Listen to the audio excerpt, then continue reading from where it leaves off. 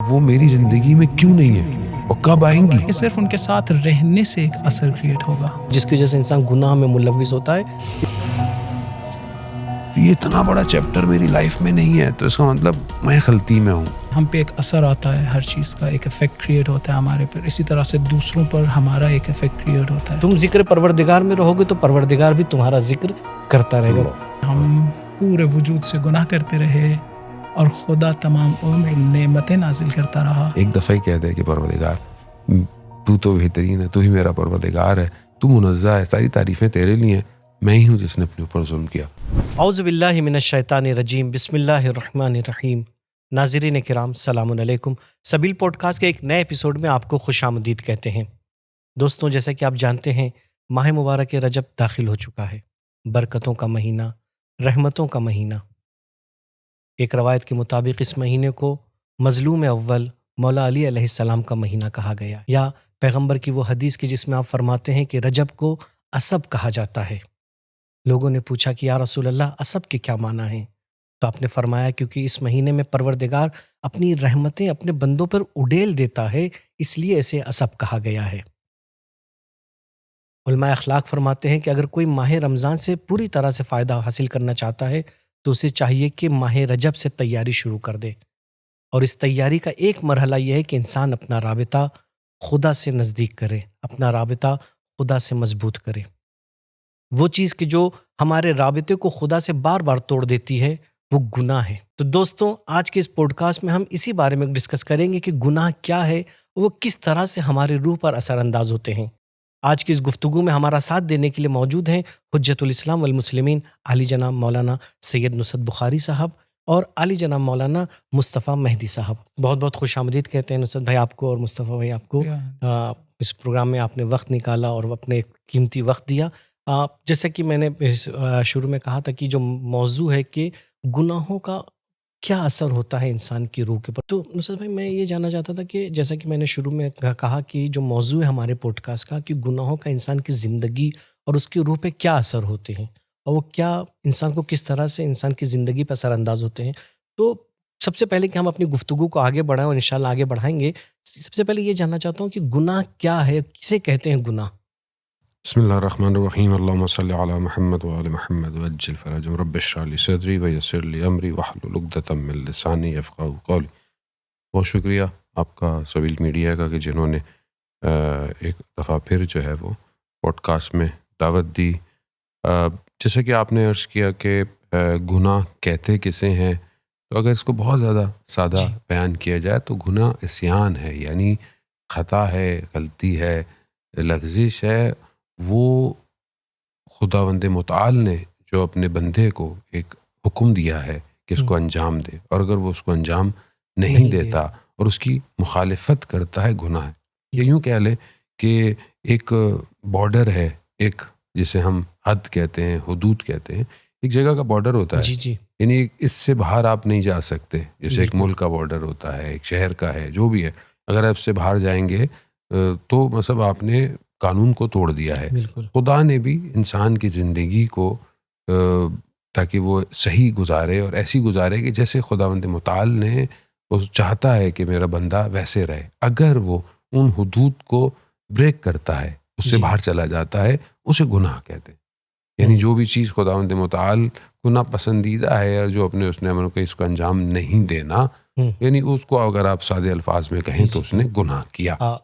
تو یعنی کہہ سکتے ہیں کہ ہمارے جوانوں کے ذہن میں معمولاً یہ ہوتا ہے کہ گناہ یعنی وہ جو بڑی بڑے گناہ ہیں، گناہ نے کبیرہ جس کو تو یعنی وہی گناہ ہے. لیکن نہیں، ہر وہ چھوٹی سے چھوٹی چیز کیوں نہ ہو جس گناہ کو تو دیکھیں، گناہ چھوٹا ہے بڑا ظاہر ہے، وہ ہمارے ہاں حدیث و روایات ڈیفائن کرتی ہیں، لیکن دیکھیں گناہ تو گناہ ہے. یعنی اگر آپ نے یعنی خداوند متعال کی مخالفت کی، ایک خاتون اگر اس تھاٹ سے یعنی عمدن یعنی خود ارادتاً چاہے اپنے وہ 2 بالوں کو بھی اپنے حجاب سے باہر نکالتی ہے، یعنی کہ اس کو پتہ نہیں نا، اس ارادے سے کہ وہ خود کر رہی ہے، تو وہ بھی گناہ ہے، چاہے وہ ذرا سا.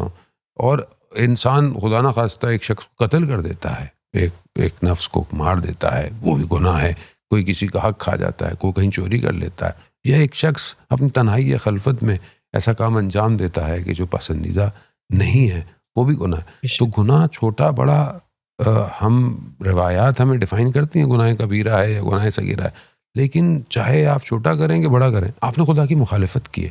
اگر انسان یہ دیکھے تو ہر چیز چاہے وہ چھوٹی کیوں نہ ہو جی وہ انسان کو خدا کے مقابلے میں لے آتا. خدا سے مقابلہ یعنی آپ سمجھ لیں کہ ان اللہ علی کل شیء قدیر ہے، وہ قدرت بے شک. رکھتا ہے. تو گناہ گویا کہ ایک دہلیز ہے جو پروردگار نے مقرر کی، ہمیں اس دہلیز کو نہیں لانگنا ہے. ہاں. اچھا مصطفیٰ بھائی، جیسے کہ اب یہ بات ہوئی کہ گناہ یہ ہے، تو پھر ہم یہ سب سے پہلا جو سوال ذہن میں آتا ہے ایک جوان کہتا ہے کہ کیوں ان جوان جو ہے گناہوں کی طرف، کیوں انسان گناہوں کی طرف جاتا ہے؟ وہ کون سی چیز ہے کہ جو سبب بنتی ہے کہ انسان گناہ انجام دے؟ اعوذ باللہ من الشیطان الرجیم، بسم اللہ الرحمن الرحیم، الحمد للہ رب العالمین والصلاة والسلام علی اہلہا واللعن علی اہلہ. خداوند متعال کا نہایت شکر گزار ہوں کہ اس نے ہم سب کو یہ موقع عنایت کیا کہ اس کا ذکر بجا لا سکیں. میری نگاہ میں بہرحال علماء سے جو استفادہ کیا، متعدد اسباب ہیں، مختلف کازز ہیں گناہ میں مبتلا ہونے کی. ان میں سے جو نہایت اہم ہے وہ علماء نے جہالت اور غفلت کو بیان کیا ہے. جی جی. کہ ممکن ہے کہ جہالت غفلت کی طرف ہی لوٹتی ہو. یعنی انسان، یہاں پر جو لفظ جہالت بول رہا ہوں اس کا مطلب علم کے مقابلے میں جہالت نہیں ہے.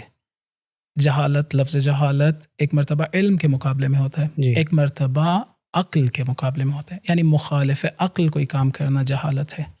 انسان گناہ میں جس وقت مبتلا ہوتا ہے، ہم بہت سے اوقات میں جس وقت گناہ میں مبتلا ہو رہے ہوتے ہیں، ایسا نہیں ہوتا کہ ہمیں علم نہیں ہوتا ہے کہ یہ چیز گناہ ہے، بلکہ ہم لوگ اپنی عقل کے مطابق بہت سے مواقع پر عمل نہیں کرتے اور سفیہانہ، بے وقوفانہ کام کرتے ہیں. صحیح کہ صحیح. انبیاء نے قرآن میں جا بجا کہا ہے اعوذ باللہ من ان اکون من الجاہلین، ان اکون من الجاہلین، یا کہا انی اراکم قوما تجہلون، میں جی. تم لوگ کو جاہل قوم دیکھ رہا ہوں. وہاں پر جاہل ہونے کا مطلب یہ نہیں ہوتا کہ انسان کو علم نہیں ہوتا ہے. جی جی. یا کہا کہ میں خدا کی پناہ مانگتا ہوں اس بات سے کہ میں جہلا میں سے، جاہلین میں سے ہو جاؤں. وہاں پر جہالت کا مطلب یہ ہے کہ انسان اپنی عقل کو بروئے کار نہ لائے اور ایک عمل کو سوچے سمجھے بغیر انجام دے. علم کے مقابلے میں نہیں ہے. جی جی. علم ہوتا ہے کہ یہ گناہ ہے، اور عقل یعنی کہہ رہی ہوتی ہے کہ یہ کام نہ کریں، گناہ ہے. بالآخر خداوند متعال کی مخالفت ہے، مولا کی مخالفت ہے. جی. اور ایک عبد کو اور ایک غلام کو مولا کی مخالفت نہیں کرنی چاہیے. عقل صریح یہ بات کہہ رہی ہوتی ہے، لیکن انسان عقل کے کہے کو چھوڑ کر بعض اوقات اپنی خواہشات نفس کی پیروی کرتا ہے اور گناہ میں مبتلا ہوتا ہے. در حقیقت اس موقع پر انسان غافل ہوتا ہے. جی. جیسا کہ ہم سورہ یوسف میں بھی دیکھتے ہیں کہ جب جناب یوسف نے اپنے بھائیوں کو مخاطب کیا اور وہ کہا کہ کیا تم یاد ہے کہ تم نے اور اپنے یوسف اور ان کے بھائیوں کے ساتھ کیا کیا تھا، کیا برا رویہ اپنایا تھا. تو جو خاص جو پوائنٹ جو ہے وہاں پہ ذکر کیا جناب یوسف نے، وہ یہی کہا کہ اذ انتم جاہلون، یعنی تم لوگ جاہل تھے، کہ تم نہیں پتا تھا، تم نہیں سمجھ رہے تھے کہ کیا کر رہے ہو، یوسف کے ساتھ کیا کر رہے ہو یا ان کے بھائی کے ساتھ کیا کر رہے ہو. تو جہالت ایک سبب ہے کہ جس کی وجہ سے انسان کبھی کبھی. میں اس کو تھوڑا سا جی مزید دیکھیں، اس کا یہ مطلب نہ سمجھا جائے کہ بہرحال جو علم کے مقابلے میں جہالت ہے اس کی وجہ سے ہم گناہ میں مبتلا نہیں ہوتے. نہیں، وہ بھی ایک وجہ ہے. اسی لیے تو ہمیں کہا گیا ہے کہ سب سے پہلے ہم یہ سیکھیں، مراجع اعظام کی توضیحات اور ان کے مطابق ہم سیکھیں کہ کیا چیز گناہ ہے اور کیا چیز گناہ نہیں ہے. لہٰذا وہ جہالت بھی بعض اوقات ہمیں گناہ میں مبتلا کر دیتی ہے، خصوصاً اس صورت میں کہ جب ہمارے پاس موقع تھا یہ سیکھنے کا کہ کون سا کام گناہ ہے اور کون سا کام گناہ نہیں ہے، تو ہم واقعاً گناہ میں مبتلا ہوئے ہیں. وہ گناہ چاہے یہی ہو کہ میرے پاس موقع تھا اور میں سیکھنے نہیں گیا. لیکن ایک اور جہالت جس کا قرآن میں تذکرہ ہے اور روایات میں تذکرہ ہے، وہ یہی ہے کہ انسان علم رکھنے کے باوجود گناہ میں مبتلا ہوتا ہے، اپنی عقل کی بات کو نہیں سنتا. جیسے کہ مولانا صاحب نے فرمایا کہ انسان جانتا ہے اور اس کا جاننا جو ہے وہ سمجھ لیں کہ ایک ایسے مقام پر ہوتا ہے. یعنی مثال کے طور پر بہت سارے جوان سوال کرتے ہیں کہ ہم جانتے ہیں اور ہم سے یہ غلطی ہو جاتی ہے، پھر ہم بہت شرمندہ بھی ہوتے ہیں اور ہم پھر تضرع بھی کرتے ہیں، ہم خدا کی بارگاہ میں گریہ بھی کرتے ہیں، اور مگر کچھ عرصہ گزرتا ہے اور پھر اس کے بعد ہم دوبارہ اس خطا کا شکار ہو جاتے ہیں. اب ہم کیا کریں اس میں؟ یعنی پہچان بھی رہے ہیں. ایک تو وہ والی جہالت نہیں ہے کہ نہیں پتا، جی یہ پتا ہے کہ پتا ہے، جی ٹھیک ہے، اچھا علم بھی رکھتے ہیں. دوسری طرف اپنا بھی ان کو پتا ہے کہ خدا بھی اس سے ناراض ہے، نالا ہے، لیکن پھر بھی انسان تو وہاں پر بہرحال جو ایسا لگتا ہے، جو علماء اکرام سے بھی ہم نے استفادہ کیا اور جو نظر آتا ہے کہ وہاں جو انسان غلطی کرتا ہے وہ اس کا بہت زیادہ دنیا کے اندر، چاہے وہ دنیا کی آپ ڈیفینیشن کو جتنا ڈیفائن کر لیں جس طریقے، اس کے اندر ڈوب جانا ہے. اب بعض اوقات انسان کو پتا ہے، مثال کے طور پر ایک شخص جانتا ہے فجر کی نماز کی اہمیت کتنی ہے، مسلمان ہے، صحیح. اچھا یہ بھی نہیں ہے کہ مثلا لاپرواہ شخص ہے، باقی سارے کام انجام دے رہا ہے، کوشش کر رہا ہے اپنے واجبات صحیح کرے، فجر کی نماز جو ہے وہ قضا کر دیتا ہے. اکثر لوگ سوال کرتے ہیں کہ مولانا صاحب صبح جو ہے وہ بڑا مسئلہ ہو جاتا ہے. اب اس کی ایک وجہ ظاہر ہے، یعنی مثلا ایک گناہ ہو رہا ہے تو گناہ کی وجہ کیا ہے؟ گناہ کی وجہ یہ ہے کہ آپ جان بوجھ کے نماز چھوڑیں. کہتے نہیں ہے مولانا صاحب جان بوجھ کے تو دل نہیں چاہتا نماز چھوڑے، لیکن چھوٹ رہی ہے. تو یہاں پھر وہ بھی عوامل ہیں کہ جو مختلف گناہوں کی طرف انسان کو لے کے چلے جاتے ہیں. یعنی جہاں پر جہالت اپنی جگہ پر، غفلت اپنی جگہ پر، لیکن وہ فیکٹرز ہیں جی اور ہر گناہ کا ایک فیکٹر الگ ہے. بالکل. مثال کے طور پر اگر کوئی شخص فجر قضا کر رہا ہے اور شرمندہ بھی ہو رہا ہے اور چاہتا بھی نہیں ہے، کہ ایسا بھی نہیں ہے کہ نہیں چاہتا کہ میں یہ کم، اس کا مطلب ہے کہ وہ رات کو یا اپنے گزشتہ دن کے اندر ایسے عوامل یا ایسے فیکٹرز یا ایسے کاموں میں انوالو ہے جس کی وجہ سے اس کی یہ توفیق جو ہے وہ سلب ہو رہی ہے. صحیح. اب یہاں پر دوسری طرف وہی والی بات ہے کہ پھر اس کو وہ چیزیں جاننی چاہیے، ان کو برطرف کریں. ہاں وہ بعض اوقات لوگوں کو یہ پتا ہے کہ میں مریض ہوں. ایک تو یہ سٹیج ہے لوگوں کو پتہ ہی نہیں ہے کہ ہم مریض ہیں. صحیح. ایسے گناہ ہیں معاشرے کے اندر جو آپ دیکھتے ہیں کہ لوگ اتنے زیادہ ہو گئے ہیں، اور اس ٹائم معاشرہ ایک عجیب فضا کے اندر ہے جس کی سب سے بڑی وجہ میں بار بار کہتا بھی ہوں اور اس کو بھی کہ سوشل میڈیا جہاں ہمیں بہت فائدے دیتا ہے، جہاں ہمیں اس کی وجہ سے بہت علم بھی مل رہا ہے اور بہت سی چیزیں، وہاں پر سوشل میڈیا کا ایک جو بڑا کام ہے وہ معاشرے کے اندر ایک عجیب طریقے کے گناہوں کو، غفلتوں کو ڈال دینا. مثال کے طور پر ایک شخص بیٹھا ہے بہت دیر تک اسکرول کر رہا ہے، ریلیں دیکھ رہا ہے، اور کہاں سے کہاں انسان چلا جاتا ہے. اے آئی انٹیلیجنس ہے، جو آپ کہیں باتیں کر رہے ہوتے ہیں تو ویسی ویڈیوز آنا شروع ہو جاتی ہیں اور پھر انسان کا مائنڈ ٹریک کرتا ہے. خوب انسان کتنا مضبوط ہے، انسان جتنا بھی مضبوط ہو کہیں نہ کہیں کچھ نہ صحیح تو وقت کو ضائع کر دیتا ہے. اور یہ کوئی کہے کہ جی میرے پر اثرات مرتب نہیں ہوتے ہیں یا مجھے کچھ ہوگا، نہیں ایسا نہیں ہے. ہر چیز کے آثار وضع ہیں. بالکل ہے. چاہے آپ کچھ بھی کر رہے ہوں، چاہے آپ مباح کام کر رہے ہوں، اس کے بھی اثرات مرتب ہیں. یہاں پر ہر انسان کو رجوع کرنا، بہرحال کوئی ہم آخر میں اس کی طرف جائیں گے کی طرف، لیکن یہ جاننا کہ یہ جو مجھ سے غلطی ہو رہی ہے، یہ جو میرا، اگر خدا نے اسے توفیق دے دی ہے کہ اسے پتہ چل گیا کہ میں مریض ہوں، جی، تو پھر اس کو چاہیے کہ وہ اس مرض کے ریزن پہلے ڈھونڈے. جی. بعض اوقات لوگ کہتے ہیں مولانا صاحب دعائیں مت دیں، دعائیں سے ہمارا کام نہیں، اور ہمیں کو پریکٹیکل حل دیں. اس کی وجہ پہلے تو یہ کہ پہلے آپ اپنے مرض کی ڈیفینیشن اس کو ڈیفائن کریں اور رکاوٹوں کو دیکھیں. صحیح. تو یہاں یہ بہت ضروری ہے کہ جیسے ان کا کہ جہالت کی بھی اپنی ڈفرینٹ کیٹیگریز ہیں، ڈفرینٹ چیزیں ہیں کہ یہ انسان کو بہرحال پتہ ہو. آپ کی بات سے نصرت بھائی ایک اچھا پوائنٹ نکل میرے ذہن میں آیا، اور وہ کافی امید بخش بھی ہے کہ جیسا کہ آپ نے کہا کہ کبھی کبھی جوان ہم سے خطائیں، گناہ ہو سرزد ہو جاتے ہیں، لیکن اس کے بعد ہم شرمندہ ہوتے ہیں.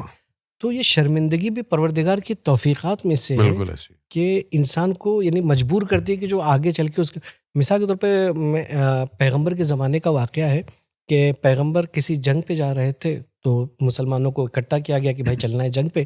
اور سیرت پیغمبر یہ تھی کہ کچھ لوگوں کو مدینے میں جوانوں کو چھوڑ جاتے تھے کہ جو جا رہے ہیں مجاہدین، ان کے گھر والوں کا خیال رکھے، کچھ سامان وامان لانا ہو تو پہنچا دے. تو ایک جوان تھا جو کسی ایک مجاہد کے گھر پہ گیا کہ بھائی کچھ ضرورت تو نہیں ہے. اس کی بیوی دروازے پہ آتی ہے اور یہ دیکھتا ہے تو یہ جوان، شیطان اس جوان کو ورغلاتا ہے اور یہ جوان بے ساختہ طور پہ اپنا ہاتھ آگے بڑھا دیتا ہے. وہ عورت پیچھے ہٹتی ہے اور انار انار کہنے لگتی ہے. تو تو یہ جوان فوراً اس کو متوجہ ہوتا ہے کہ میں نے کیا کر دیا یہ، اور یہ فوراً چھوڑ کے مدینہ چھوڑ کے جو بیاباں میں چلا جاتا ہے. مجاہدین واپس آتے ہیں، پوچھتے ہیں، پتہ چلتا ہے پیغمبر کو بتایا جاتا ہے ایسا ایسا واقعہ ہوا ہے. تو پیغمبر کہتے ہیں جاؤ اس کو بلا لاؤ، اسے کہہ دو کہ خدا نے اس کی توبہ کو قبول کر لیا ہے. لوگ اس کو لے کر آ رہے ہوتے ہیں. تو جب پیغمبر کے پاس وہ جوان پہنچتا ہے تو پیغمبر سورہ تکاثر کی آیتوں کی تلاوت کر رہے ہوتے ہیں، اور اس جگہ پہ وہ جوان پہنچتا ہے کہ جہاں پیغمبر فرماتے ہیں کہ کلا لو تعلمون علم الیقین لترون الجحیم. یہ جوان جب یہ آیت کو سنتا ہے تو روایت میں ہے کہ وہ گرتا ہے اور اسی ٹائم اس کی جو ہے موت ہو جاتی ہے. یعنی ایک شرمندگی سبب ہوئی کہ وہ جوان توبہ بھی کیا، اور اس کے بعد اس کو خوف خدا اور خشیت خدا میں اس کو جو ہے موت بھی آ رہی ہے. تو ایک امید بھرا پہلو یہ ہے کہ اگر انسان گناہ سب سے ہو جاتے ہیں، لیکن اگر شرمندہ ہو رہا ہے اپنے، بالکل خود یہ توبہ ہے. خود شرمندگی، بعض روایات میں آیا ہے شرمندہ ہونا توبہ ہے. اگر میں زبان سے استغفار کہہ رہا ہوں اور واقعاً شرمندہ نہ ہو رہا ہوں، جی بالکل، تو وہ استغفار توبہ نہیں کہلائے گی. وہ میرا کہنا وہ توبہ نہیں ہے.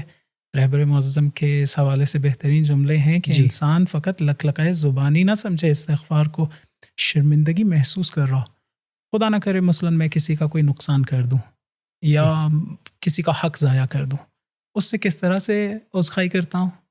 شرمندگی میرے وجود سے ٹپک رہی ہونی چاہیے، محسوس ہونی چاہیے کہ میں شرمندہ ہوں. غفلت کی وجہ سے گناہ سرزد ہو گیا، متوجہ نہیں تھا، گناہ سرزد ہو گیا، لیکن اس کے بعد جیسے ہی توجہ ہوئی تو اب میں شرمندہ ہوں. واقعاً یہی روایات کے مطابق ہے. درست ہے یہ بات. جی.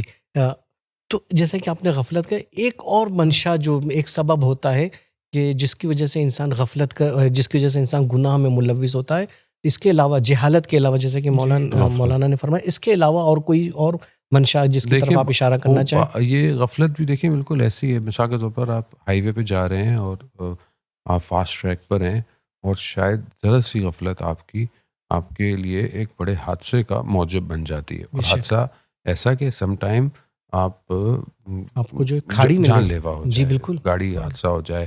یعنی بعض جگہوں پر انسان اپنی زندگی میں ایسے سٹیج پر ہوتا ہے کہ جہاں ذرا سی غفلت انسان کو بہت بڑا حادثہ دے دیتی ہے. اب انسان جو زندگی میں گزار رہا ہے، جتنے اس کے ادراکات، جتنا اس کا علم، جتنی اس کی چیزیں بڑھتی چلی جاتی ہیں اتنا اس کے لیے غفلت بھی سینسٹیو ہو جاتی ہے. مثال کے طور پر ایک بچہ غفلت کرتا ہے تو شاید آپ اس کو اگنور بھی کر دیتے ہیں، لیکن اس طرح وہ بچہ بڑا ہوتا جائے اور ایک جوان، ایک مطلب یونیورسٹی کا اسٹوڈنٹ ہو یا پھر ایک باپ ہو، اگر وہ غفلت کرے تب بولے مطلب آپ سے تو یہ توقع نہیں تھی.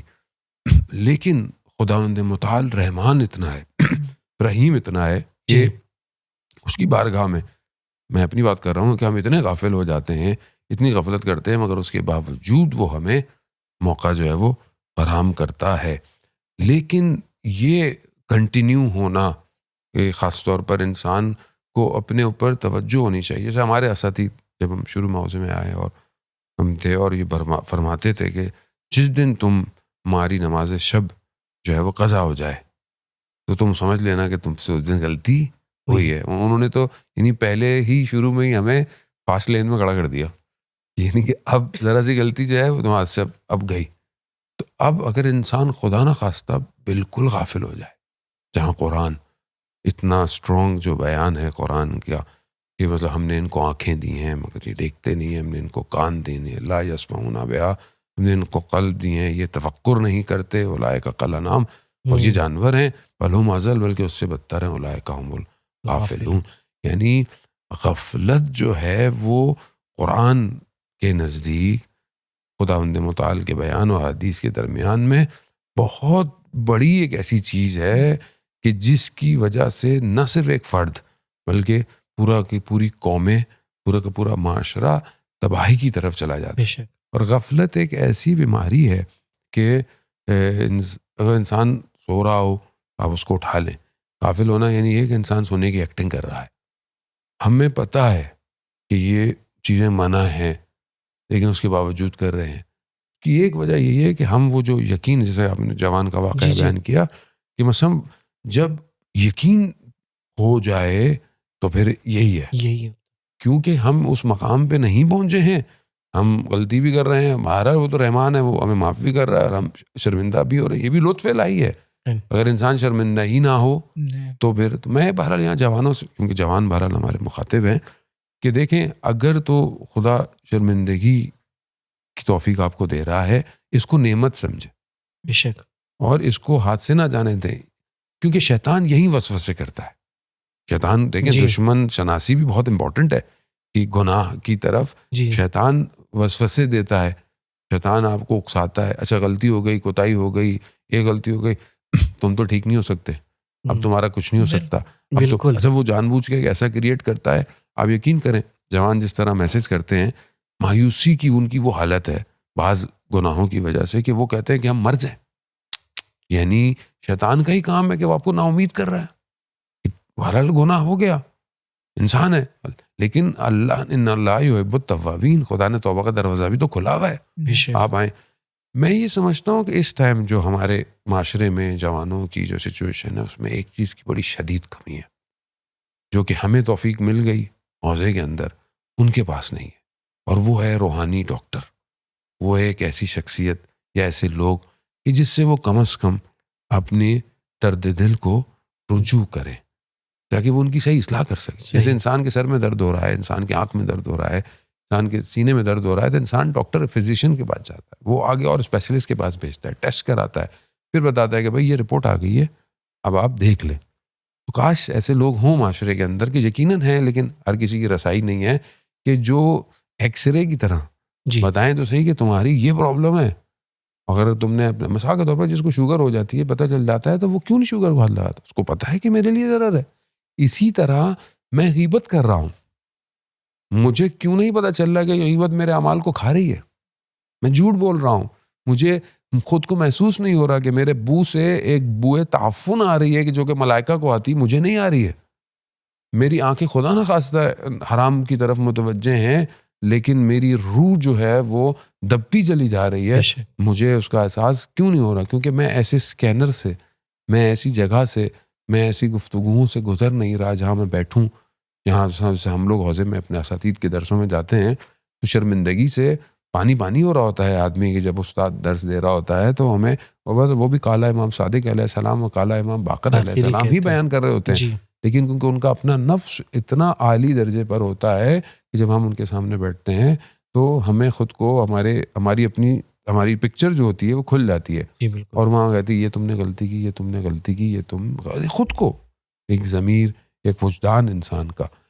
آج کے دور کے اندر یہ جو سسٹم ڈیفائن ہو گیا ہے، دنیا اتنی زیادہ انفارمیشنز اور یہ سب چیزیں ہمیں غافل کر رہی ہیں، یہ ہمیں سوچنے ہی نہیں دیتی ہیں۔ بالکل، ہم اتنا اپنے آپ کو تھکا Busy کر دیتے چکے ہیں، ہیں۔ بزی کر دیتے ہیں، کہ ہم ہر وقت انگیجڈ ہیں، جی بالکل، اور یہ انگیجمنٹ ہمیں اس طرف متوجہ نہیں کروا رہی، کہ جہاں پر، اور پھر لوگ کہتے ہیں جی دعا قبول نہیں ہو رہی، جیسے کہ بہرحال گناہ کے جی رات بالکل، ہیں، سورہ دعا جی، جی، کمیل کے اندر بھی ہے۔ جی تو میرے خیال میں انسان کو بعض اوقات اثرات سے بھی متوجہ ہونا چاہیے کہ اس سے گناہ ہو رہا ہے۔ گناہ ہو رہا ہے۔ جی جی ایک چھوٹا سا نقطہ ایڈ کروں گا، جی میں نے بالکل، بہترین بات کی کہ ہمیں یہ فگر آؤٹ کرنا پڑے گا کہ کس چیز کے سبب سے ہم غافل ہوتے ہیں۔ غافل ایک مرتبہ پھر غفلت علم کے مقابلے میں نہیں ہوتی، جی بالکل، غفلت ذکر یا حالت ذکر یا حالت ذکر کے مقابلے میں ہے۔ ذکر یعنی اٹینٹیو ہونا، اٹینشن، آپ کسی چیز کی طرف اٹینٹیو ہیں تو اس کا مطلب یہ ہے کہ حالت ذکر میں ہیں، چاہے زبان سے نہ کہہ رہے ہوں کچھ بھی، اللہ اکبر سبحان اللہ الحمدللہ کچھ نہ کہہ رہے ہوں، لیکن اگر دل متوجہ ہیں، یاد خدا میں ہے، مبتلا ہے، اس کی طرف متوجہ ہے، تو آپ حالت ذکر میں ہیں۔ بے شک، لیکن جیسے ہی یاد خدا سے دل کا رابطہ منقطع ہوا، یعنی آپ خدا کی طرف اٹینٹیو نہ رہیں، تو اس وقت کیا ہوگا؟ حالت غفلت طاری ہوگی۔ انسان گناہ اس حالت میں انجام، اولیاء اللہ کیوں گناہ نہیں کرتے؟ اس لیے کہ وہ ہر وقت حالت ذکر میں رہتے ہیں۔ خداوند متعال نے تمام عبادتوں کی ایک مقدار بیان کی ہے۔ حج ایک خاص موسم میں، ایک خاص دنوں میں ایک مرتبہ واجب ہے اگر استطاعت ہو، نمازیں وہ بھی معین ہیں، روزے وہ بھی معین ہیں۔ صرف ذکر ایک ایسی عبادت ہے جس کے لیے خدا نے کوئی مقدار نہیں رکھی۔ مقدار نہیں، اذکر اللہ ذکرا کثیرا، جتنا زیادہ خدا کی یاد میں رہ سکتے ہو اس کی یاد میں رہو. اولیاء اللہ یاد خدا میں رہتے ہیں, غافل نہیں ہوتے, لہٰذا گناہ نہیں کرتے. ہم بھی اس حالت میں کبھی آتے ہیں. مثلاً فرض کریں آپ ایک مجلس میں بیٹھے ہوئے ہیں, ایک جوان ہے ایک مجلس میں بیٹھا ہوا ہے, خصوصاً مصائب کے وقت وہ کنٹینیوس متوجہ ہوتا ہے مذکور کی طرف, امام حسین علیہ السلام کی طرف, اہل بیت کی طرف, خدا کی طرف. اس وقت اس کے ذہن میں گناہ کی سوچ کیوں نہیں آتی؟ اس لیے کہ غافل نہیں ہے, اس لیے کہ حالت ذکر میں ہے. بے شک. اس کا مطلب یہ ہے کہ غفلت میں لے جانے والے بھی اسباب ہیں بے شک. اور ذکر کی حالت میں لے جانے والے بھی اسباب ہیں. انسان کو دونوں اسباب فگر آؤٹ کرنے پڑیں گے. ممکن ہے غفلت میں لے جانے والا ایک دوست ہو, آپ بعض لوگوں کے ساتھ بیٹھتے ہیں تو دل پہ ایک تاریکی آتی ہے, وہ غفلت کی حالت میں لے کے جاتا ہے. ممکن ہے جس طرح آغا اساتید کا ذکر کریں, ان کے ساتھ بیٹھیں, صرف ان کے ساتھ بیٹھنا ان کا تکوینی اثر ہو سکتا ہے, ان کی باتوں کا اثر ہو سکتا ہے, یا آپ یاد خدا میں مبتلا ہو جاتے ہیں. بے شک. تو یہ ہمیں فگر آؤٹ کرنا پڑے گا. ممکن ہے وہ کوئی ڈرامہ ہو, کوئی مووی ہو, موبائل ہو, انٹرنیٹ ہو, نہیں پتا, ہر ایک کو مختلف ہے. اسے فگر آؤٹ کرنا پڑے گا کہ مجھے کون سی چیز ہے جو غفلت میں لے کے جاتی ہے. جیسے ہی وہ غفلت میں جاتا ہے تو گناہ کرتا ہے. جی, جیسے کہ آپ نے ذکر, جو وقت کافی ہو گیا, ہمیں اگلی بحث پہ بھی جانا تھا جو ہماری مین پوائنٹ تھی, لیکن ایک چھوٹا سا واقعہ کہ میں پڑھ رہا تھا, جیسے جب آیت اللہ جوادی عاملی کے لیے ملتا ہے حفظ اللہ کہ وہ بیان کرتے تھے کہ میں کسی زمانے میں حج کے لیے جانا چاہتا تھا, تو حج کے لیے جا رہا تھا, تو یعنی وہ تو خداحافظی کے لیے میں علامہ طباطبائی کے گھر گیا, کہ دروازہ کھٹکھٹایا, علامہ سے ملاقات ہوئی. میں نے علامہ سے کہا کہ میں حج کے لیے جا رہا ہوں, تو اگر آپ کچھ نصیحت کرنا چاہیں کہ جو میرے لیے زاد راہ بن سکے راستے میں. تو علامہ نے جو نصیحت کی آیت اللہ جوادی عاملی کو, انہوں نے اس آیت کی تلاوت کی, فذکرونی اذکرکم, یعنی کہا کہ ہمیشہ ذکر پروردگار میں رہنا. یہ ذکر جو ہے ہر حال میں تم ذکر پروردگار میں رہو گے تو پروردگار بھی تمہارا ذکر کرتا رہے گا. تو جیسا کہ آپ نے کہا کہ انسان اگر ہمیشہ حالت ذکر میں ہو تو پھر کبھی بھی اس پہ وہ غفلت نہیں آئے گی. بہرحال اب چلتے ہیں اس اگلے بحث کی جانب کی جو امپورٹنٹ تھی, جس کا جو مین ٹاپک ہے کہ گناہ کا ہماری زندگی پہ اور ہماری روح پہ کیا اثر ہوتا ہے. بہت اہم اس کا گناہ کا اثر محسوس ہوتا ہے. دیکھیے, یہ کائنات جس میں ہم رہ رہے ہیں, زندگی گزار رہے ہیں, جی, اس میں ہم اپنی سراؤنڈنگز میں موجود ہر چیز سے, ہر انسان سے متاثر ہوتے ہیں. ہم پہ ایک اثر آتا ہے, ہر چیز کا ایک افیکٹ کریٹ ہوتا ہے ہمارے پر. اسی طرح سے دوسروں پر ہمارا ایک افیکٹ کریٹ ہوتا ہے. روایت میں امام علی علیہ السلام نے فرمایا, نیکوکاروں کے ساتھ ہو جاؤ, نیک لوگوں کے ساتھ ہو جاؤ, نیک ہو جاؤ گے. کیا مطلب ہے اس کا؟ اس کا مطلب یہ ہے کہ صرف ان کے ساتھ رہنے سے ایک اثر کریٹ ہوگا. بے شک. آپ کھانا کھاتے ہیں, اس کا ایک اثر ہے. آپ بات سنتے ہیں, اس کا ایک اثر ہے. آپ جو دیکھتے ہیں, اس کا ایک اثر ہے. ہر عمل کا ایک اثر ہے ہماری پر, ہماری روحوں پر اس کا ایک اثر ہے. نہ فقط یہ کہ ہماری روح پر اثر ہے, وہ اعمال جو ہم انجام دیتے ہیں اس کا اثر ہمارے ماحول پر ہے, ہماری سراؤنڈنگز پر ہے. آیت اللہ علامہ محمد حسین طباطبائی ایک کمرے میں گئے اور انہوں نے اس کمرے میں موجود طالب علم سے پوچھا کہ یہاں بیٹھ کے کسی نے غیبت کی ہے؟ کہا کچھ لوگ باتیں کر رہے تھے, انہوں نے کوئی غیبت کی, انجام دی. انہوں نے کہا کہ یہ کمرہ چھوڑ دو, اب درس کے قابل نہیں رہا. اس کا مطلب کیا تھا؟ اس کا مطلب یہ تھا کہ ان لوگوں کو اس غیبت کا اثر نہ فقط یہ کہ ان کی اپنی روح پر ہو رہا تھا, ماحول پر ہو رہا تھا. ایک امام بارگاہ میں گئے, ایک جگہ پر حسینیہ میں گئے, وہاں پر مجلس ہو رہی تھی. اس کا آدھا حصہ نیا بنا ہوا تھا, آدھا حصہ پرانا تھا. پوچھا یہ پرانا والا حصہ کب سے ہے؟ کہا 40 برس سے یہاں پر مجلس ہو رہی ہے مثلا. تو وہ اٹھ کر پرانے والے حصے میں جا کر بیٹھ گئے. کیوں؟ اس لیے کہ وہ پرانی والی در و دیوار مجلس امام حسین علیہ السلام کو زیادہ عرصے سے سن رہے تھے, متاثر ہو رہے تھے. ہر چیز پر جب اثر ہے تو کیسے ممکن ہے میرے اپنے اوپر اثر نہ ہوتا ہو؟ جب میں گناہ انجام دیتا ہوں تو کیسے ممکن ہے کہ میری روح پر اس کا کوئی اثر نہ ہوتا ہو؟ جی. علماء نے بیان کیا ہے ہماری سوچ کا, ہمارے ہر عمل کا ایک اثر ہے ہماری روح پر. جی. اگر میں گناہ کو فقط سوچوں, اسے انجام نہ دوں, تو ایسا نہیں ہے کہ اس کا ایک اثر نہیں ہے میری روح پر, اس کا بھی ایک اثر ہے. امام سے کسی نے پوچھا کہ اگر میں گناہ کو سوچوں اور عمل نہ کروں تو کیا کوئی اثر ہے؟ کہاں اگر تم ایک گھر میں آگ جلاؤ, اس گھر کے درمیان میں, وسط میں, ایک ہال کے درمیان میں آگ جلاؤ, کہا کیا یہ آگ پورے گھر کو لپیٹ میں لے لے گی؟ کہا نہیں. کہا لیکن چھت تو سیاہ ہو جائے گی.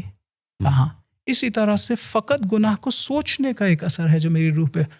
غالباً آغا حسن زادہ آمولی نے فرمایا کہ انسان اپنا دل یعنی وہی توجہ کی حالت کم سے کم وہ اپنے ہاتھ سے دے دے گا، وہ اس حالت سے نکل آئے گا. تو اگر گناہ کے سوچنے کی فقط اس کے سوچنے کا ایک اثر ہے تو کیسے ممکن ہے کہ گناہ کا اثر نہ ہو؟ روایات بہت زیادہ ہیں، آیات بہت زیادہ ہیں جو اسی مطلب کو بیان کرتی ہیں. مثلاً گناہ کے بارے میں، مال یتیم کے کھانے کے بارے میں قرآن کہتا ہے انہم یاکلون فی بطونہم نارا، یہ لوگ جو مال یتیم کھا رہے ہیں ناحق گناہ ہے، گناہ کبیرہ ہے. یہ اس پیسے سے گاڑی نہیں خرید رہے، کھانا خرید کے کھا نہیں رہے ہیں. انہم یاکلون فی بطونہم نارا، یہ اپنے پیٹوں کو، اپنے پیٹ، اپنے شکموں کو آگ سے بھر رہے ہیں. وہ باطن عمل ہے، ظاہر میں یہ ہے کہ کوئی چیز کھائی ہے لیکن اس کا ایک باطن ہے. غرض یہ کہ بہرحال اس بارے میں گفتگو تو بہت زیادہ ہے، آغاز سے استفادہ کرتے ہیں. دیکھیں گناہ کے اثرات انسان کے اوپر آہستہ آہستہ ہونا شروع ہو جاتے ہیں، اور انسان اگر متوجہ نہ ہو، جس روایات ہمیں کہتی ہیں کہ سب سے پہلے ایک ایسے گناہ ہیں اچھے خاصے کہ جس سے انسان کی دعا مستجاب نہیں ہوتی ہے. بے شک آپ اکثر معاشرے میں دیکھیں کہ جو لوگ ایک کہیں کہ ہم سے یہ اکثر ہی کہتے ہیں کہ ہماری دعا قبول نہیں ہو رہی، ہم نے یہ کر لیا، ہم نے وہ کر لیا، ہم نے، لیکن بعض اوقات یہ نہیں دیکھ رہے ہوتے کہ جیسے مثال کے طور پر آپ پانی بھر رہے ہیں ایک بالٹی میں، تو دوسری طرف ایک ہول بھی ہے بالٹی کے اندر. یعنی آپ اگر نیک اعمال کر رہے ہیں تو دوسری طرف آپ ایسا کر رہے ہیں کہ سارا آپ کا بہہ بھی رہا ہے، دعا آپ کی قبول نہیں ہوگی. یقیناً دعا پہ ہم نے مختلف پروگرام کیے ہوئے ہیں، خود اپنے دعا کے اور مسائل، لیکن ایک گناہ کا اثرات جو ہیں وہ انسان کی دعا جو ہے نا خدا کی بارگاہ میں قبول نہیں ہوتی. بعض ایسے گناہ ہیں کہ انسان 40 دن تک عبادت بھی کر رہا ہوتا ہے تو اس کی عبادت بھی جو ہے وہ بالکل قبول نہیں ہوتی. یہ بہرحال ہر گناہ کا. دوسرا یہ کہ بہرحال بعض گناہ ایسے ہیں کہ جو انسان کے وجود کو سست بھی کر دیتے ہیں، تنبل بھی کر دیتے ہیں، انسان تنبلی کی طرف چلا جاتا ہے، اس کا عبادت میں دل نہیں لگتا، نماز پڑھتا ہے تو اگر توفیق ہو بھی رہی ہے تو ایک بے دلی سی ہے.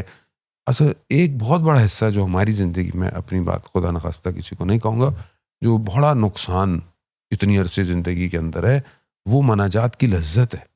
وہ ہمیں پتہ ہی نہیں ہے کہ مثال کے طور پر ایک ایسی لذت ہے، ایک ایسی چیز ہے کہ جو خدا کی بارگاہ میں جب انسان جائے اور تنہائی یا خلوت میں خدا سے گفتگو کرے، اس کی کیا کیفیت ہوتی ہے، اس کی کیا ہے کہ جو مولا کائنات جو ہے وہ رات کو دیواروں کے سہارے سے، نو ابن بقالی کی جو روایت ہے کہ پکڑ کر ایسے جا رہے ہیں جیسے کوئی عاشق جو ہے وہ اپنے محبوب کی طرف جا رہا ہے، یا رسول خدا صلی اللہ علیہ وآلہ وسلم جو ہے وہ خدا کی بارگاہ میں جو ہے وہ خاک پر اپنے جو ہے وہ رخسار کو رکھ کر رب لا تقلنی الا نفسی طرفت عین ابدا، اور امام سجاد علیہ الصلوۃ والسلام کی صحیفہ سجادیہ دیکھ لیں، مناجات خمسہ عشرہ دیکھ لیں. یعنی وہ میری زندگی میں کیوں نہیں ہے اور کب آئیں گی؟ یعنی یہاں میری زندگی گزرتی چلی جا رہی ہے، میں اپنی بات کروں گا، محاسن سفید ہو گئے ہیں، جو ہے وہ بدن جو ہے وہ لغزش کی طرف ہے، انسان جو ہے وہ بس قبر جو ہے وہ انسان کو پتہ تو نہیں ہے کہ ابھی مرنا ہے یا کب مرنا ہے، لیکن یہ لذت مجھے حاصل نہیں ہوئی، میں کبھی اس کی بارگاہ میں گڑ گڑایا نہیں. امام جعفر صاحب علیہ السلام فرماتے ہیں کہ پروردگار تو میرے سے یہ فقر اور یہ جو محتاجی ہے یہ مت چھین نہ، مطلب یہ خود ایک کتنی بڑی نعمت ہے، لیکن ہمیں اس کا اندازہ نہیں ہے. یہ اتنا بڑا چیپٹر میری لائف میں نہیں ہے، تو اس کا مطلب میں غلطی میں ہوں، میں کوئی ایسا کام کر رہا ہوں، کوئی ایسا کھانا کھا رہا ہوں، میں کوئی ایسی باتیں کر رہا ہوں، میں کہیں جیسے کہ مولانا صاحب نے فرمایا کہ کہیں ایسی جگہ بیٹھتا ہوں اس کے اثرات ہیں کہ مجھے یہ توفیق ہی نہیں ہو رہی ہے کہ میں اس کی بارگاہ میں کھڑا ہوں، اس کی بارگاہ میں گڑ گڑاؤں. آپ دیکھیں امام سجاد علیہ السلام روز عاشورہ شب اربعین یعنی شام غریبہ میں خدا کی بارگاہ میں سجدہ کر رہے ہیں، سبحان ربی الاعلیٰ و بحمدہ. یعنی کیا عبادت ہوگی، کیا لذت ہوگی کہ سب قربان کر دیا، سب کچھ لٹ گیا، اس کے باوجود جو ہے وہ سجدہ اور وہ ذکر ایسا ہے کہ اس کی بارگاہ میں شکر کیا جا رہا ہے. ما رأیت الا جمیلہ سے زینب سلام اللہ علیہ فرماتی ہیں. یعنی ہم وہ والی بات ہے کہ اس مولانا صاحب نے کہا کہ حالت ذکر جو ہے، جہاں میں اس میں ایک نقطہ بس ایڈ کروں گا کہ اگر ہم چاہتے ہیں کہ اس حالت ذکر میں رہیں تو ہمیں اپنے امام کو حاضر اور ناظر جاننا چاہیے، کیونکہ ہم جانتے ہیں لیکن محسوس کرنا.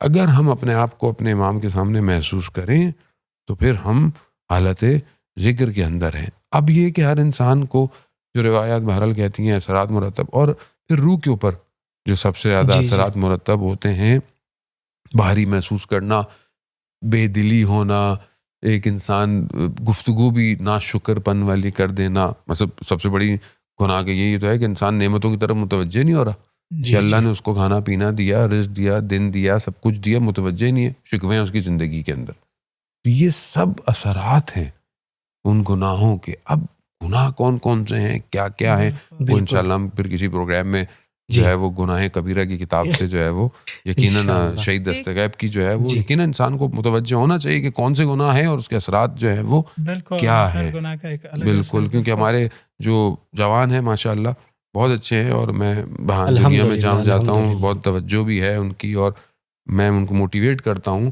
بعض اوقات بزرگ ان کو ڈی موٹیویٹ کرتے ہیں ہماری نسل خراب ہو گئی. ایسا نہیں ہے، یہ بہت بہترین نسل ہے کہ ان باوجود مشکلات کے بھی اتنی آسانی ہونے کے باوجود، گناہوں کی اتنی آسانی، جیسے کہ آپ نے بالکل، بتایا ہاں، موبائل ہے اور پھر سب سوشل کچھ ہے، میڈیا. پھر بھی جو ہے وہ کھڑے ہوئے ہیں اور شرمندہ ہیں. تو لیکن ظاہر اس کے باوجود ان کے پاس ٹائم نہیں ہوتا ہے. جی. تو ہم کوشش کریں گے کہ ہم گناہ کبیرہ سے جو ہے وہ انشاءاللہ، پروگرام جو ہے وہ انشاءاللہ ضرور. ایک چیز کا اگر آگا اجازت دیں تو میں اضافہ کروں، بالکل بجا فرما رہے تھے. گناہ چونکہ مختلف ہیں اسی لیے ان کے اثرات بھی مختلف ہیں. بعض گناہ ایسے ہیں جنہیں انجام دیا جائے تو انسان کی عمر چھوٹی ہو جاتی ہے، جلدی موت واقع ہو جاتی ہے. بعض کی وجہ سے ممکن ہے کہ فقر پیش آئے، بعض کی وجہ سے ممکن ہے کہ بیماری پیش آ جائے، ایسی بیماری جو علاج نہ ہو سکے جس کا. یہ ساری جگہ اپنی جگہ ٹھیک ہیں، لیکن وہ جو آغا نے بیان کیا کہ مناجات کی لذت انسان کے دل میں باقی نہیں رہتی ہے، اس کی اہمیت کو درک کرنا نہایت اہم ہے. یہ ایک ایسی معنوی نعمت ہے جو انسان پیسوں کے ذریعے سے نہیں حاصل کر سکتا ہے، لہٰذا نہایت اہم ہے. تو ایک کامن اثر اگر بیان کرنا ہو تمام تر گناہوں کا، وہ انسان کو بعض اوقات یہ سوچنا چاہیے کہ میں خدا کی نگاہ سے گر جاؤں گا. میں خدا کی وہ جو جس سے محبت کرنی چاہیے، جس نے میری طرف آج تک سوائے نعمتوں کے اور کچھ نہیں بھیجا ہے، گناہ کروں گا تو ممکن ہے اسے برا لگے، ممکن ہے یقیناً اسے برا لگے گا. صرف یہ سوچ کے کہ وہ جس نے مجھے سب کچھ دیا ہے، مجھے گناہ چھوڑنے کی طرف ہمت. اور اسی طرح سے امام زمانہ علیہ السلام کہ اگر میں گناہ کروں گا، ان کے ہاں میرا نامہ اعمال ہر وقت حاضر ہے، وہ دیکھ رہے ہیں میں کیا کر رہا ہوں، مغموم انہیں برا لگے گا، وہ مغموم ہوں گے. بالکل. خدا بھی اسی طرح سے آغا بہجت کا ایک بہترین قول ہے، فرمایا کہ ہم پورے وجود سے گناہ کرتے رہے اور خدا تمام عمر نعمتیں نازل کرتا رہا. مادی نعمتیں نہیں، فقط معنوی نعمتیں. مجلس میں جانا، اہل بیت کی محبت رکھنا، آنسو بہانا، بعض اوقات یاد خدا میں، یہ ساری کی ساری معنوی نعمتیں ہیں. خدا نعمتیں برساتا رہا ہے. کہا اگر ہم گناہ نہ کرتے تو وہ کیا کرتا. اگر ہم نہ کرتے تو بہرحال میرے خیال میں ان تمام گناہوں کا آپ ایک اگر اثر کہنا چاہیں تو وہ یہ کہ میں خدا سے دور ہو جاؤں گا، اس کی نظروں میں گر جاؤں گا، اور وہ جس سے محبت کرنی چاہیے تھی اس کی محبت کا جواب میں محبت سے نہیں دے رہا ہوں. جی، یعنی آپ دونوں بزرگوار کی باتوں سے کہ گناہ جو سب سے بڑا جو اثر ڈالتی ہے وہ انسان سے مناجات کی وہ لذت چھین لیتا ہے. ہم نماز کے لیے کھڑے ہوتے ہیں تو ہم بس چاہتے ہیں کسی طرح سے ذمہ داری ادا ہو جائے، بس یہ واجب ہو جائے، لیکن وہ لطف نہیں اٹھا سکتے. آپ نے آیت اللہ بہجت، استاد اخلاق آیت اللہ بہجت کا تذکرہ کیا. میں پڑھ رہا تھا ان کے بارے میں، وہ کسی کے بارے میں وہ نقل کر رہے تھے کہ فلاں شخص بہت متدین ہے، میں جانتا ہوں اس کو. ان سے وہ نقل کرتے کہ وہ کہتے تھے کہ اگر یہ سلاطین، یہ بادشاہ، یہ عمرا اگر یہ جان جاتے کہ نماز میں کیا لذتیں ہیں، کتنی لذت پروردگار نے اس نماز میں رکھی ہے، تو وہ بادشاہی چھوڑ کے نماز پڑھتے آ کے. لیکن ہم ہیں کہ یعنی ہماری طرف سے مانے ہیں کہ ہمارے گناہ ایسے کہ ہم نماز کو اہمیت نہیں دیتے ہیں، یا تو اور اگر اہمیت پڑھتے بھی ہیں ٹائم پہ تو بس بہت جلدی، بہت سرسری سا کہ بس کسی طرح سے یہ واجب ادا ہو جائے اور جان چھوٹے ہماری. بہرحال وقت کیونکہ یقیناً زیادہ ہو گیا ہے، بہرحال میں اس میں کہ ایک پروگرام کے آخر میں جوان یہ نہ بولیں کہ محمد صاحب گناہوں پہ تو اتنا کہہ دیا اور ڈرا تو ویسے میں اکثر لوگوں میں کہتے ہیں محمد صاحب ڈراتے بہت ہیں، ڈرا بھی دیا آپ نے، لیکن بہرحال وہاں امید بھی ہے، اور امید یہ ہے کہ انسان دیکھے کہ پروردگار قرآن کے اندر کہہ رہا لا الہ الا انت سبحانک انی کنت من الظالمین. حضرت یونس علیہ السلام 6 مہینے مچھلی کی پیٹ کے اندر یہ ذکر کرتے رہے. تو آیت اللہ جواد ملکی تبریزی بھی بہرحال اپنے رسالے میں بیان کرتے ہیں کہ انسان جو ہے وہ سجدے میں بہرحال وہ انسان کو خود دیکھنا چاہیے، کر سکتا ہے اس کا استعمال، لیکن ایک ان کا ہے کہ 350 دفعہ کم از کم سجدے کے اندر آدمی 350 دفعہ نہ کہے، 5 دفعہ کہہ دے، 10 دفعہ کہہ دے، رات کو سوتے وقت ایک سجدہ کر لے، یا آخری سجدے میں ایک دفعہ ہی کہہ دے کہ پروردگار تو تو بہترین ہے، تو ہی میرا پروردگار ہے، تو منزہ ہے، ساری تعریفیں تیرے لیے ہیں، میں ہی ہوں جس نے اپنے اوپر ظلم کیا. تو آگے خدا بھی یہ کہ فاستجبنا لہ ونجیناہ من الغم وکذالک ننجی المؤمنین. خدا قبول کرے گا، کیوں نہیں کرے گا؟ تو یہ امید رکھیں اہل بیت کا واسطہ لے کے خدا کی بارگاہ میں جائیں، ممکن ہی نہیں ہے کہ خدا قبول نہ کرے، خدا قبول نہ کرے انشاءاللہ. اسی امید سے کہ آیت وہاں ہے، دیکھیے انسان بعض اوقات اپنے گناہوں سے ڈرتا ہے اور اسے یہ پریشانی ہوتی ہے کہ میں ان گناہوں کا کیا کروں گا، بہت زیادہ ہیں. تو قرآن کی آیت کیا کہتی ہے؟ فَفِرُّوا إِلَى اللَّهِ، خدا کی پناہ لو، خدا کی طرف فرار کرو. باقی چیزوں سے ڈرنا اور خدا سے ڈرنا، ان دونوں میں یہ فرق ہے. انسان کسی چیز سے ڈرتا ہے تو اس سے دور بھاگتا ہے، لیکن جس دن خدا خوفی انسان کے وجود میں آ جائے تو وہ خدا سے دور نہیں بھاگے گا، خدا کی طرف جائے گا، خدا کی طرف جائے گا. اگر انسان گناہوں کی طرف متوجہ ہو جائے تو خود خدا نے کہا ہے کہ میری طرف آؤ. ممکن نہیں ہے کہ وہ ہمیں بلائے، ہم جائیں اور پھر وہ ہمیں رد کرے. بے شک. تو دوستو یہ تھا ہمارا آج کا پوڈ کاسٹ کہ گناہ اور اس کے اثرات. یہی بہترین موقع ہے، اب تک جتنی بھی خطائیں لغزشیں ہوئی ہیں ہم سے، ان سب سے دامن جھاڑیں، پروردگار کی بارگاہ میں سجدہ ریز ہوں، خلوص دل سے، سچے دل سے ایک مرتبہ کہیں الہی الف، الہی الف. یقیناً وہ بہت رحیم و کریم ہے، وہ ضرور ہمیں معاف کرے گا. دوستو اس پوڈ کاسٹ میں اتنا ہی. اگلے پوڈ کاسٹ میں ایک نئے موضوع کے ساتھ پھر آپ کی خدمت میں حاضر ہوں گے. تب تک کے لیے مجھے اور ہمارے مہمانوں کو اجازت دیجیے. خدا حافظ. اللہم عجل لولیک الفرج.